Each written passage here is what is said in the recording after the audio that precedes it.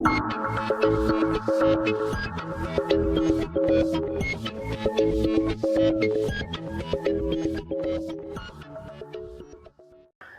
चुनाव संपन्न हो गया। दुनिया के सबसे बड़े लोकतंत्र में लोकतांत्रिक पर्व के रूप में मनाया जाने वाला लोकसभा का चुनाव, आम चुनाव 2024 में 18वीं लोकसभा के लिए संपन्न हुआ और सफलतापूर्वक संपन्न हुआ। नरेंद्र मोदी एक बार फिर तीसरी बार प्रधानमंत्री बने और पंडित नेहरू के बाद वह ऐसे एकमात्र व्यक्ति हैं जो लगातार तीसरी बार प्रधानमंत्री बने हैं। तो इस पूरी प्रक्रिया में कुछ रोचक तत्व हैं, कुछ रोचक तथ्य हैं जिन्हें हमें जानना चाहिए। निश्चित तौर पर एक विद्यार्थी राजनीतिक शास्त्र का होने के कारण और भारत की जो गौरवमय यात्रा है लोकतंत्र की, उसको समझने के लिए कुछ चुनावी लोकतंत्र में कुछ तथ्य होते हैं जो कि अत्यंत रोचक होते हैं, जो हमें बताते हैं कि हम कहां से चले थे, कहां आ गए हैं और क्या क्या परिवर्तन आ गए हैं। निश्चित तौर पर इस वीडियो में हम इन्हीं सब तथ्यों के बारे में जानेंगे और इनको जानकर हमें पता चलेगा कि हमारा लोकतंत्र कैसे शुरू हुआ और आज जिस समृद्धि और सशक्त मायने में हम उसे देखते हैं वह कैसे कहां तक पहुंचा है। तो ये पूरी यात्रा को हम लोकतंत्र की यात्रा को भारत में हम कुछ आंकड़ों से समझने की कोशिश करेंगे, जो कि अपने आप में एक फैक्ट है, तथ्य है। देखिए, जब भारत 1947 में आज़ाद हुआ तो लोकतांत्रिक प्रक्रिया, चुनी हुई सरकार होगी, कैसे होगी, अनपढ़ मतदाता हैं, कैसे उनको वोट डलवाएंगे।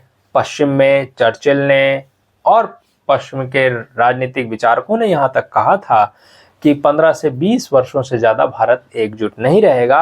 और भारत में जो चुनाव करवाए जा रहे थे, जिसमें क्योंकि वेस्ट में जो कॉन्सेप्ट था उसमें यह था कि पढ़े लिखे होने चाहिए आप, तभी आपको वोटिंग राइट मिलेगा।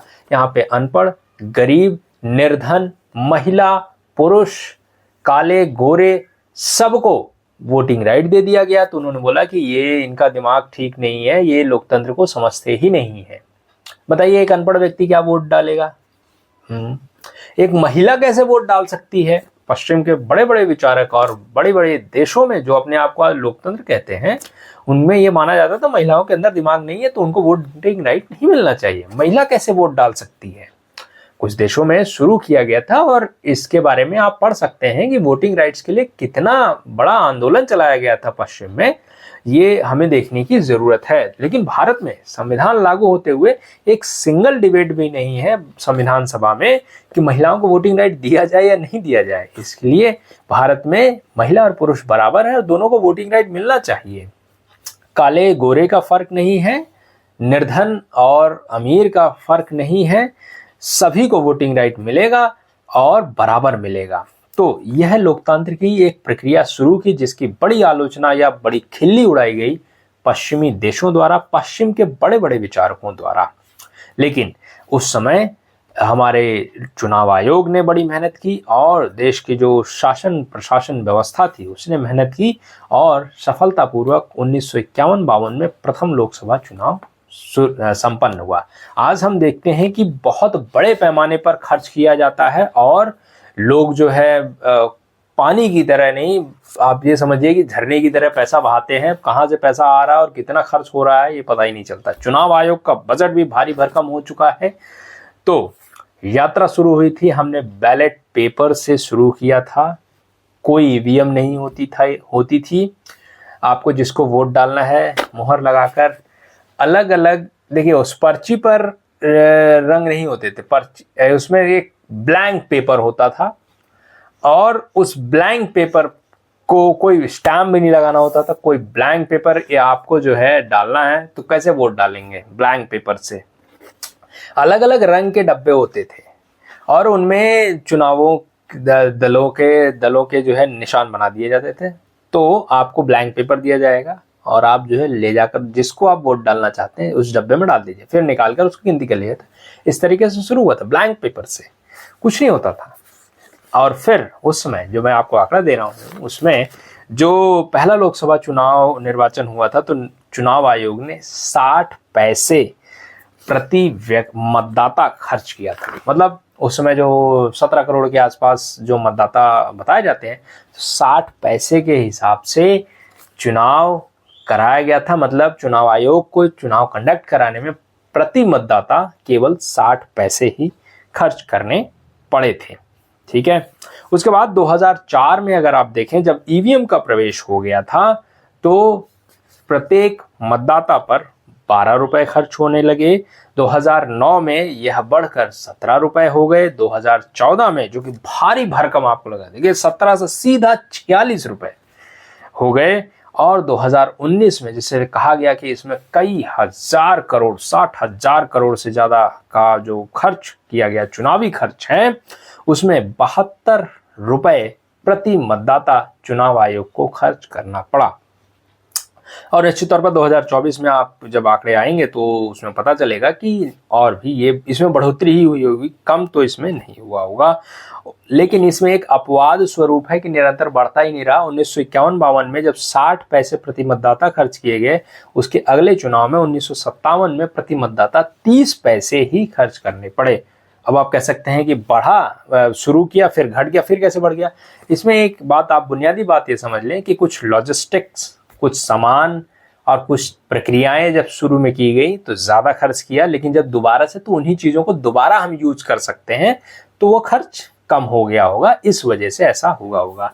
मसलन आप उदाहरण के लिए लीजिए कि अगर आप पहली बार ही वोटिंग शुरू करा रहे हैं और ईवीएम से शुरू करा रहे हैं, तो ईवीएम आपने पहली बार खरीदा तो ज्यादा खर्च आया, लेकिन दूसरी बार जब चुनाव आप कंडक्ट करा रहे हैं तो ईवीएम ऑलरेडी आपके पास है, तो आपका खर्च जो है कम हो जाएगा। इस तरीके से इसे हम समझ सकते हैं। मान लीजिए कि वो जो बॉक्सेस बनाए गए थे, वो बॉक्सेस तो बनाए गए तो पहले ही खर्च में आए होंगे, लेकिन दूसरे टाइम में वो बॉक्सेस इंक्लूड हुए होंगे, तो उन बॉक्सेस का जो खर्चा वो कम हो गया, तो इसलिए 30 पैसे प्रति मतदाता हो गया था। दूसरा, ये भी आप समझ सकते हैं कि ये जो खर्च निरंतर बढ़ता चला जा रहा है, इससे हमारी पॉपुलेशन जो बढ़ रही है, जो मतदाताओं की संख्या आज 90 करोड़ से ज्यादा है, उसका भी एक आप कह सकते हैं कि अहम भूमिका है, जिससे कि चुनाव खर्च बढ़ रहा है।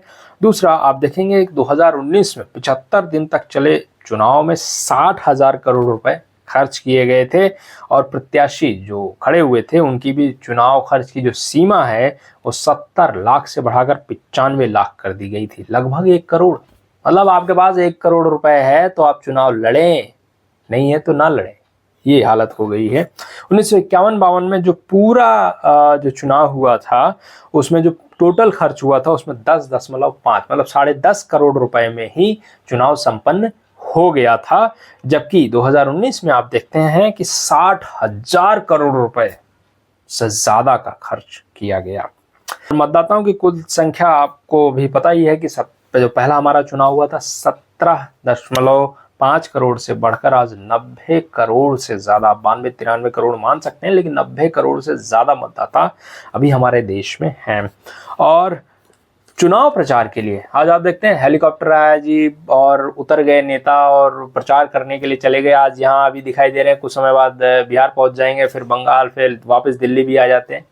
प्लेन है, आपके सबके अपने पास हेलीकॉप्टर्स हैं, पार्टियों के पास जेट एयरवेज है, और सबके पास अपना जो है कि प्राइवेट जेट है, और सब लोग उससे ट्रैवल करते हैं। तो बड़ा एक रोचक हो गया कि हाँ हेलीकॉप्टर उतर रहा है, तो लोगों को भी रोचक लगता है देखने में। लेकिन जब 1951-52 में जब ये चीज़ें नहीं थी, तो कैसे लोग प्रचार करते थे? लोग उसके लिए टमटम, बैलगाड़ी, साइकिल या रिक्शे का इस्तेमाल करते थे, और जिसके पास मोटर जीप होती थी तो बहुत, आप कह सकते हैं कि अमीर व्यक्ति माना जाता था, या बाहुबली टाइप का व्यक्ति हो जिसके पास जीप होती थी और जीप से प्रचार करता था। नहीं तो टमटम, बैलगाड़ी और इन सब से ही प्रचार किए जाते थे। 2004 में ईवीएम का प्रवेश हुआ, और उसके बाद चुनाव की दशा दिशा ही बदल गई है। और निश्चित तौर पर आप मानिए कि जो लोग आज चुनाव का ईवीएम का रोना रोते हैं और ईवीएम पर आरोप लगाते हैं, कांग्रेस पार्टी उसमें मुख्य रूप से शामिल होती है। तो ये ध्यान रखना चाहिए, 2004 में जब पहली बार ईवीएम आया था तो कांग्रेस सरकार ही, यूपीए की सरकार ही बनी थी। फिर 2009 में भी उसी ईवीएम से चुनकर कांग्रेस पार्टी सत्ता में आई थी। ठीक है, तो ये कुछ आंकड़े हैं जिसे आप देखेंगे कि किस तरीके से हमने 60 पैसे से शुरू किया और आज हम 72 रुपए तक पहुंच गए हैं। तो कहाँ जाएगा ये चुनावी खर्च। और निश्चित तौर पर आप ये कह सकते हैं कि नहीं दिन पर दिन बढ़ता जा रहा है। इसमें आप कुछ तकनीकी पहलू भी जोड़ सकते हैं। मसलन आपको इलेक्ट्रॉनिक वोटिंग मशीन पे खर्च करना पड़ता है, आपको भारी भरकम सुरक्षा व्यवस्था करनी पड़ती है, आज आपको इलेक्ट्रॉनिक चीजें रखनी पड़ती हैं, वीवीपैट आ गया है, और प्लस में मतदाताओं की जो भारी भरकम संख्या है उसकी वजह से भी ये सारी व्यवस्थाएं करने में चुनावी खर्च बढ़ता ही बढ़ता है। तो इस अंक में और इस वीडियो में इतना ही। ये हमारे देश की जो चुनावी प्रक्रिया रही, कुछ रोचक तथ्य हैं जिसको मैंने समझा कि आप लोगों तक भी पहुंचा देनी चाहिए, निश्चित तौर पर ये उपयोगी होंगी। तो इस चैनल को देखें, अपने अन्य दोस्तों के तक पहुंचाएं, शेयर करें। कुछ कहना चाहते हैं तो कमेंट बॉक्स में लिखें, निश्चित तौर पर उस पर प्रतिक्रिया दी जाएगी। मिलेंगे बहुत ही जल्द किसी अन्य वीडियो में किसी अन्य विषय के साथ। तब तक के लिए धन्यवाद।